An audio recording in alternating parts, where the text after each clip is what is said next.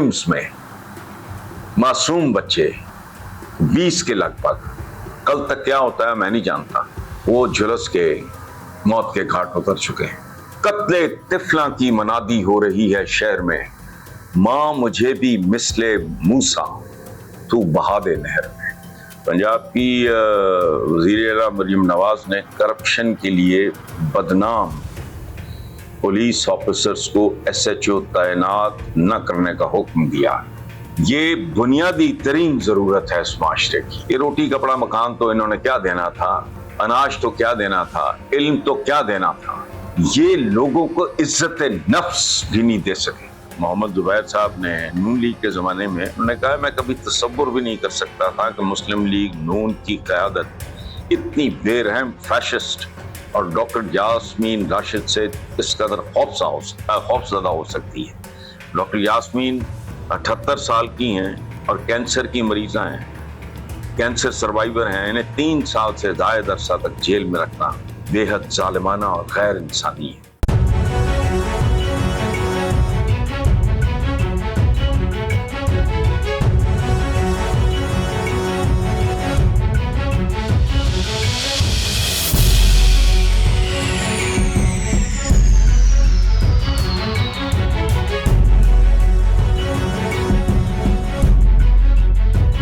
एक इंतहाई ताज़ा रूह फरसा बहुत अज़ियतनाक खबर है,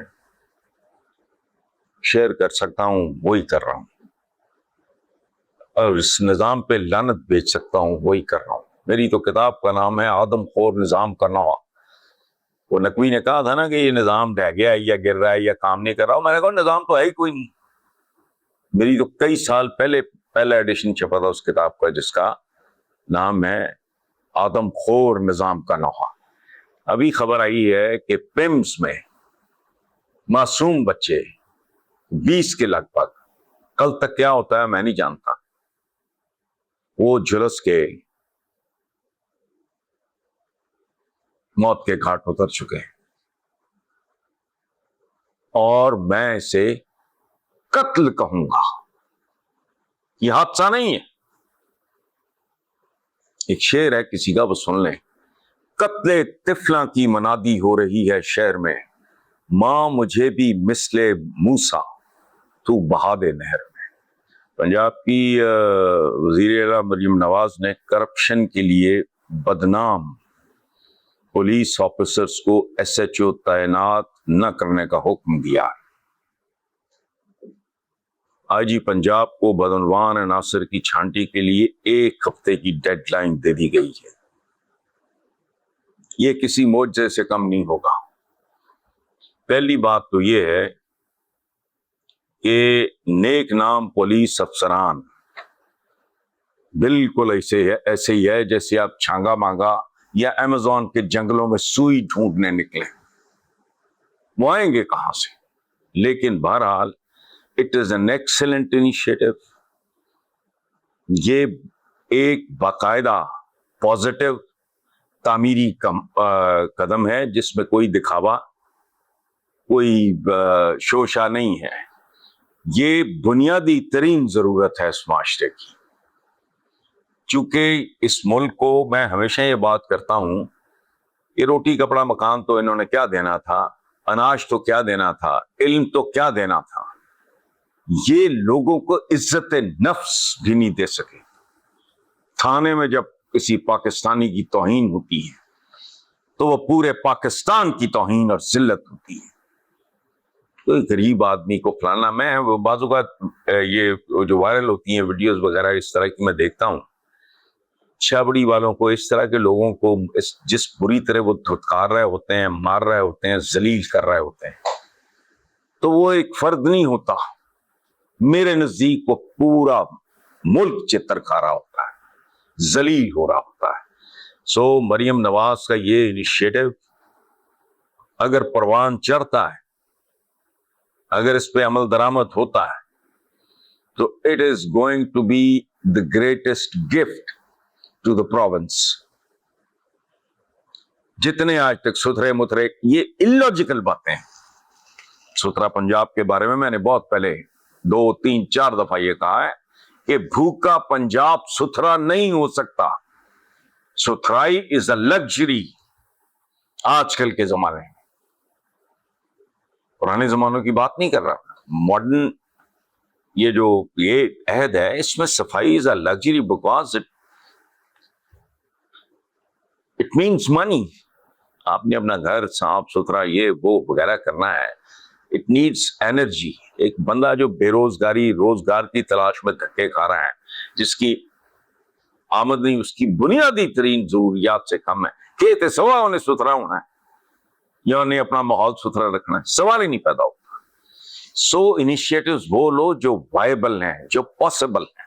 یہ ہے اس میں بھی ایک کوشچن مارک جو میں پوائنٹ آؤٹ کر چکا ہوں کہ بدنام پولیس افسران کو نیک نام پولیس افسران کتنے ہیں یہ بھی پتا چل جائے گا. لیکن بہرحال یہ ڈویبل ہے. اس طرح کے کاموں میں ہاتھ نہیں ڈالا کرتے جو ایسا ٹارگٹ جو ان اچیویبل ہو. وہ سوائے آپ کا مذاق اڑوانے کے کچھ نہیں ہوتا. یہ اچیویبل ہے. ادھر سابق گورنر جی گورنری انہوں نے کی ہے محمد زبیر صاحب نے نون لیگ کے زمانے میں. انہوں نے کہا میں کبھی تصور بھی نہیں کر سکتا تھا کہ مسلم لیگ نون کی قیادت اتنی بے رحم فیشسٹ اور ڈاکٹر یاسمین راشد سے اس قدر خوف زدہ ہو سکتی ہے. ڈاکٹر یاسمین 78 سال کی ہیں اور کینسر کی مریضہ ہیں, کینسر سروائیور ہیں. انہیں 3 سال سے زائد عرصہ تک جیل میں رکھنا بے حد ظالمانہ اور غیر انسانی ہے. درست ہے, اس میں ظاہر ہے دنیا کے کسی بھی ملک کے کسی بھی بندے کو جو تھوڑی بہت سینس رکھتا ہو یہ بات سامنے رکھو گے تو اس کو جھٹکا لگے گا. تو گورنر زبیر نے سابق گورنر نے کہا ہے کہ اب قدم اٹھایا جائے اس سے پہلے کہ بہت دیر ہو جائے. دیر تو پہلی بہت ہو چکی ہے, لیکن جس طرح وہ اشارہ کر رہے ہیں اس سے بچیں کیونکہ پھر بہت سی لعنتیں نصیب ہوں گی. یہ یاد رکھنا. خواجہ سعد رفیق نے کہا ہے کافی دیر ہو چکی. اس سے پہلے کہ بہت دیر ہو جائے ملک کی خاطر جاگ جائیں, حقائق کا ادراک کریں, آگے بڑھیں, ایک دوسرے کو برداشت کریں. نت نئے تجربات کر کے دیکھ لیے بات نہیں بنی, اب آئین پہ اس کی روح کے مطابق عمل کر کے دیکھیں. مشورہ بالکل صائب ہے, بنیادی ہے, بہت پازیٹیو ہے, لاجیکل ہے, لیکن کرے گا کون؟ عمل کرنے والے کون لوگ؟ یہ وہی لوگ ہیں نا جو 50 سال پلس مائنس سے اس ملک پہ قابض ہیں. انہوں نے اس ملک کو یہاں تک پہنچایا. ان سے اس بات کی توقع رکھنا ہے. ایک بات آخری میں اپنی ایک بات ریپیٹ کروں گا اور وہ یہ ہے کہ میں درجنوں بار یہ بات کر چکا ہوں اپنے پروگرام میں, بلیک اینڈ وائٹ میں خاص طور پہ, کہ پاکستان ایک بہت ہی خطرناک فیز میں داخل ہو چکا ہے. اگر افقی اور عمودی بنیادی اور جوہری فیصلے نہ کیے گئے تو پھر بعد میں تمہاری نسلیں روئیں گی. اس کے ساتھ میں فٹ نوٹ لگاتا ہوں کہ یہ افقی اور عمودی بنیادی فیصلے کرنے میں جلدی کرو, چونکہ اگر یہ سب کچھ 2 4 5 سال کے بعد کرو گے تو بیکار جائے گا. سعد رفیق نے جو بات کی ہے میں اس کو اپنے انداز میں کرتا رہا ہوں, لیکن بنیادی بات بہت بڑے کوشچن مارکس ہیں اور ان سوالوں کے جواب دینے والا کوئی نہیں. Thank you very much.